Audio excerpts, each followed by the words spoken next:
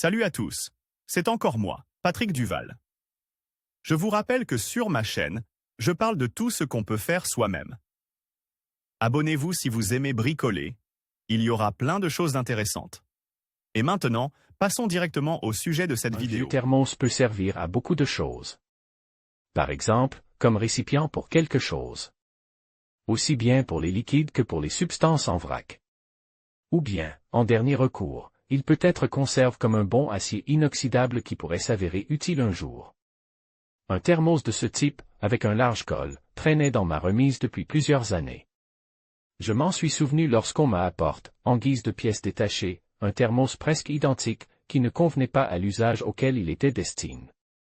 Après avoir réfléchi à l'utilisation de ce bric-à-brac inutile, j'ai décidé de fabriquer un petit samovar à copeaux de camping avec ces thermos. La chose s'est avérée être compacte, elle tiendra dans n'importe quel sac à dos. Si quelqu'un se trouve dans la même situation et dispose de quelques thermos inutiles, il ne doit pas se hâter de les jeter ou de les transformer en métal.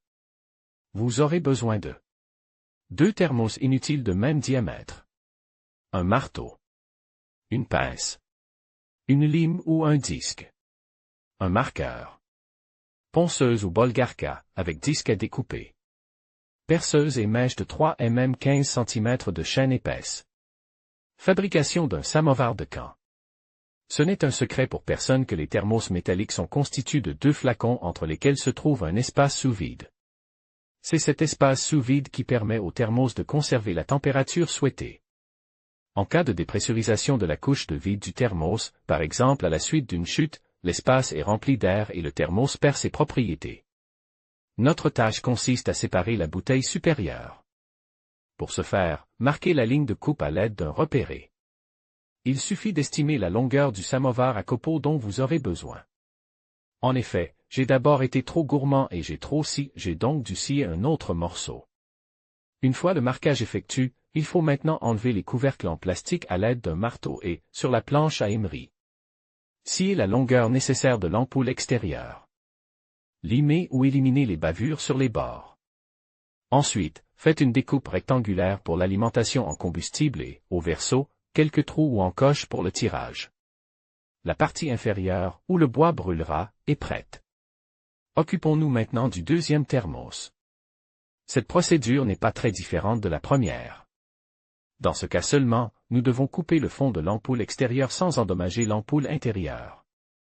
Le fond de la bouteille extérieure a été fabriqué sur le principe d'une boîte de conserve, j'ai donc simplement frotté les bords de la bouteille avec une lime, et le fond s'est détaché tout seul. Ensuite, au niveau de la courbure du goulot, il convient de pratiquer plusieurs entailles longitudinales, ou trous, afin d'obtenir un meilleur courant d'air. En outre, l'eau contenue dans la fiole intérieure se réchauffera beaucoup plus vite, grâce à la fumée chaude qui s'échappait par ces trous. Nous faisons des marques avec un marqueur, et nous scions les encoches. Nous y voilà, essayez de faire coïncider la moitié inférieure avec la moitié supérieure. La moitié supérieure doit s'emboîter dans la moitié inférieure en exerçant une bonne pression.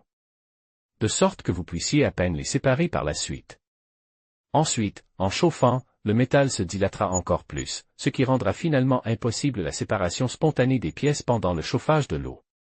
Ce samovar ne peut être de monte pour être nettoyé et lave qu'après avoir refroidi.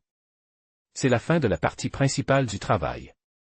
En outre, vous pouvez encore percer des trous tout en haut du col, pour y placer une chaîne, qui vous permettra plus tard de suspendre le samovar à une branche ou à du bois flotte.